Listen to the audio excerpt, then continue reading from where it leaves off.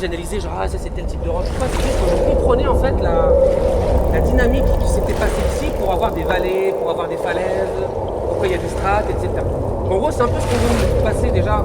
On a fait ça la dernière fois à Troodos. Et là, cette fois-ci, on a en plus voulu faire le lien entre la géologie et la mer.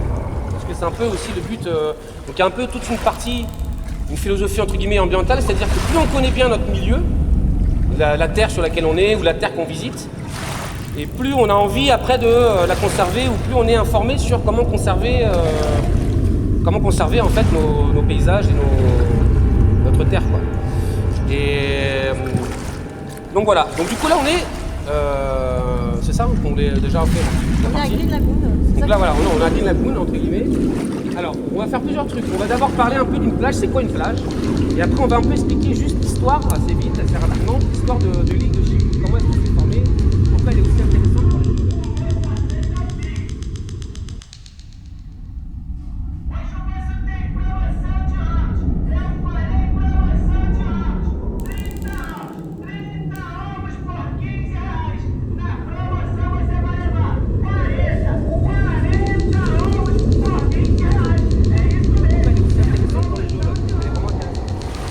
Alors déjà sur une plage, le truc que vous ferez maintenant quand vous allez aller sur la plage, c'est que vous allez regarder un peu les sédiments.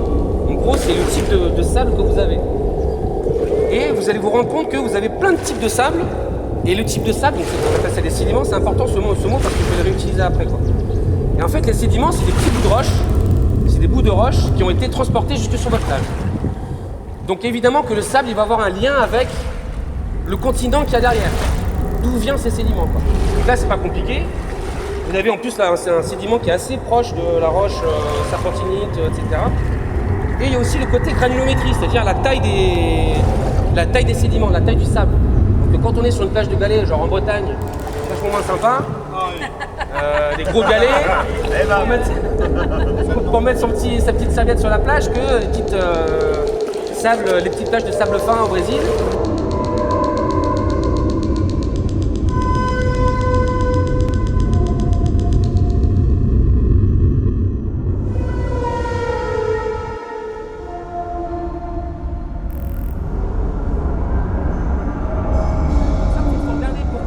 De sable fin, et quand on regarde au microscope le sable, en fait le sable fin ça peut être des tout petits débris de coquillage, ça peut être en fait des tout petits cristaux de quartz, ça peut être des tout petits, là ça va être des petits bouts de serpentinite avec du basalte, ça va être un peu mélangé avec toutes les roches qu'il y a dans la région. Donc voilà, donc déjà rien qu'en analysant un peu votre petit sable, vous pouvez vous poser des questions, faire un peu de travail de votre imagination, d'où vient ce sable, de quoi il est constitué, et comment est-ce qu'il a fait pour arriver ici, quoi. Parce que le sable il a été transporté, hein. Ouais, ça peut être des gros mégots d'Américains qui ont laissé leur truc sur la plage.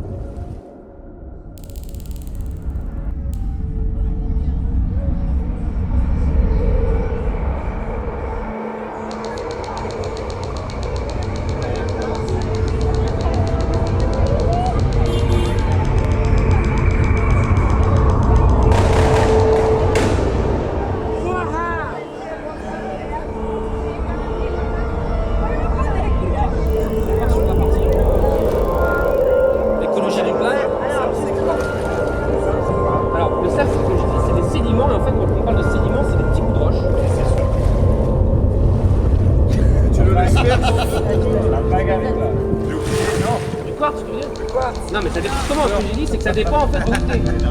Sur beaucoup de plages ça peut être du quartz. En France par exemple on a nos plages en France elles sont alimentées par exemple par les Pyrénées. Donc du coup t'auras, comme c'est du granit, il y a beaucoup de quartz en granit. Le quartz en fait c'est le seul minéral qui est assez résistant pour arriver jusqu'à la plage. Donc il se fracture dans les Pyrénées. Dans les Pyrénées, tu as des gros blocs, tu as des gros galets, etc. Et plus tu descends la vallée, en fait, tu suis la Garonne, quoi, si tu veux, par exemple, mais tu vas voir que les sédiments, ils vont s'affiner de plus en plus parce qu'ils ont été transportés, ils ont été cassés, concassés, polis, tu vois. Et tu vas avoir des sables de quartz. Par contre, ici, c'est le cas. Du quartz, il pourrait y en avoir, mais il y a pas trop, c'est pas trop le quartz qui est représentatif, quoi. Là, on va avoir, par exemple, justement, du basalte. On va avoir de la serpentinite concassée. Voilà, du sable vert. Voilà, donc c'est exactement ça. Le débat en fait, voilà. Et par contre il y a des plages où il y a zéro de ça, c'est vraiment que du coquillage. Et des plages où ça va être du coquillage, même plus ou moins grossier d'ailleurs. Parce que c'est des plages où il y a. Hein. Voilà. Et c'est intéressant justement des fois quand vous voyagez, si vous voulez, vous ramassez un petit échantillon de sable et vous pouvez le comparer après à d'autres plages que vous allez voir. Genre là, de Chypre, vous comparez le sable avec le sable. Je sais pas à quelle plage vous allez quand vous êtes en France.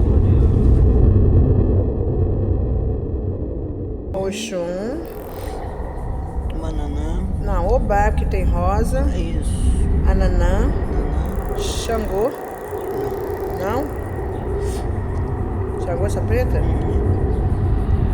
Essa aqui parecer. Oxum também. Isso aqui, ó. Parece que pode ser uma qualidade de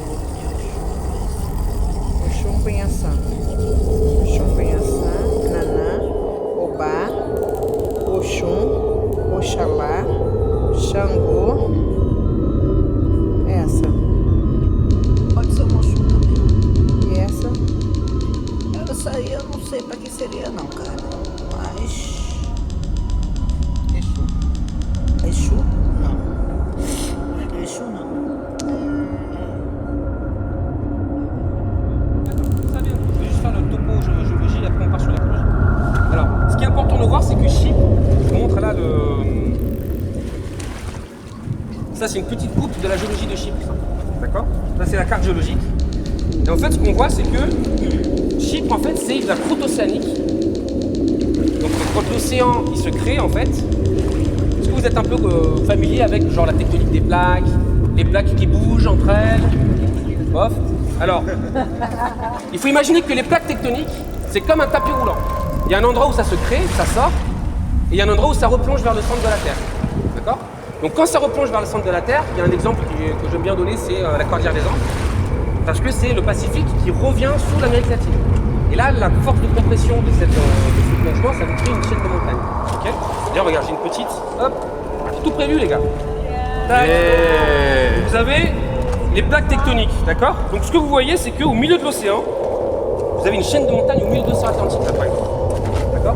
Pourquoi? Parce que c'est une dorsale océanique, c'est-à-dire que c'est là que se crée la croûte océanique, que l'océan il s'ouvre en fait. Et donc Chypre, ça a été. Donc là, je finis sur cette truc là. Vous avez l'océan qui se crée sur cette chaîne de montagnes, et en fait, donc là ça s'ouvre, vraiment, c'est les plaques qui s'ouvrent, il y a le magma qui sort, qui pousse, et ainsi de suite. C'est un tapis roulant. Et de l'autre côté, vous allez avoir, donc on prend l'exemple du Pacifique que j'ai donné là, qui est juste là ça s'ouvre. Et de l'autre côté, la plaque, il faudrait qu'elle aille quelque part. Elle rencontre une plaque continentale qui est plus légère, qui va vouloir rester en surface, donc elle va devoir plonger, et elle va revenir vers le centre, dans la sténosphère, c'est pas le centre, mais voilà, elle va revenir vers le fond, et petit à petit, elle va fondre et redevenir du magma. Okay, donc c'est un cycle, voilà. Et en fait, Chypre, c'est exactement ça. Chypre, c'est une dorsale océanique. Donc ça, c'est une dorsale, d'accord? Donc c'est vraiment, il faut imaginer, on va simplifier un petit peu, c'est une fissure qui va jusqu'à les couches où c'est du magma. Alors c'est pas du magma liquide. Sous terre en fait, à bonne profondeur, il faut imaginer qu'il y a tellement de pression que le magma que vous imaginez liquide, parce que vous le voyez quand il sort du volcan, il est liquide, etc. En fait, sous pression, le magma il devient un peu comme de la pâte à modeler, quoi, à cause de la pression. C'est juste ça.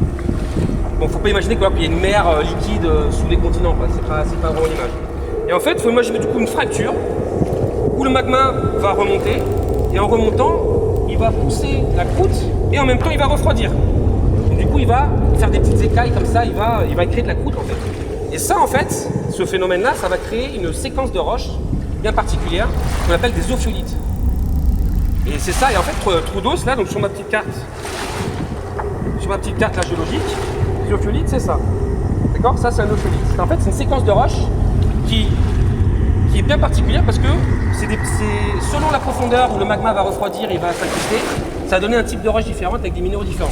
Là j'ai mis une petite sélection des types de roches différentes que vous pouvez voir, tu vois. Donc en fait on a le magma, ça c'est celui qui est le plus en surface, c'est le magma quand il sort dans l'eau. Il va refroidir en quelques secondes voire minutes. Donc du coup il va faire des espèces, on appelle ça des basaltes en poussin. Parce que ça fait vraiment un truc, ça fait une bulle de magma qui refroidit tout de suite, ça fait une forme de poussin, puis un autre poussin par derrière, etc. Et c'est au fait de ce qu'on appelle des basaltes en poussin. Et ça, c'est une roche du coup volcanique. Et elle est très peu cristallisée parce que pour avoir des cristaux, il faut le temps au magma de cristalliser, en fait, de refroidir tranquillement. Pour que tous les éléments chimiques se mettent en place les uns avec les autres, faire des jolies formes géométriques, et faire des beaux cristaux comme du quartz par exemple. Je vous ai ramené une petite sélection de minéraux avec moi là, je vous montrerai après, on reparlera, je pense sur le chemin d'Aphrodite, on reparlera un peu plus vraiment en détail des minéraux, etc. On va essayer un peu de ici de faire un peu la partie.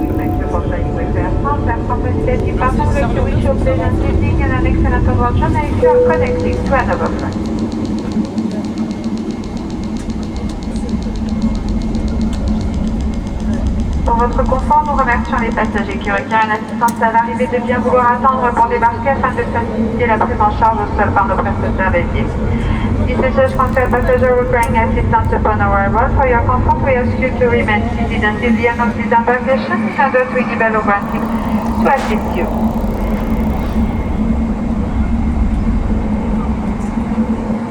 Segurança for apagada, você poderá soltá-lo. Pedimos que esteja atento, atenta a possíveis quedas de objetos ao abrir os bagageiros. Obrigado por sua companhia durante esse trajeto. A Air France e suas parceiras SkyTeam lhe desejam um ótimo dia e uma excelente viagem em caso de conexão.